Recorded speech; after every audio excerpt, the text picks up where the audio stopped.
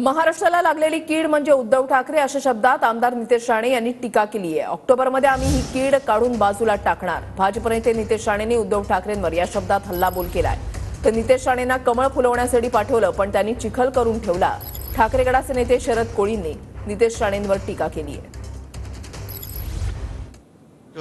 द्वेषाचा contractor खरं म्हटलं तर उद्धव ठाकरेंनी घेतलेला आहे आणि म्हणून अशा लोकांच्या मध्ये पहिलं घुसलेलं धनुष्य धनुष्यामधलं बाण ते पहिलं काढायला लागेल आणि मग त्यांना पहिलं आता एकदाच पॅकअप करून लंडनला पाठवण्याची वेळ आलेली आहे। कारण का महाराष्ट्राला लागलेली कीड त्याचं नावच उद्धव ठाकरे आहे आणि आता म्हणून ऑक्टोबरला आम्ही हे कायमस्वरूपी ही कीड काढून महाराष्ट्र स्वच्छ करणार आहोत। भाजपानं पाळलेलं गटारीतील डुक्कर नितेश राणे पहिल्यांदा तुझ्या आणि तोंडात कमळ गेलेलं आहे ती पहिलं काढ।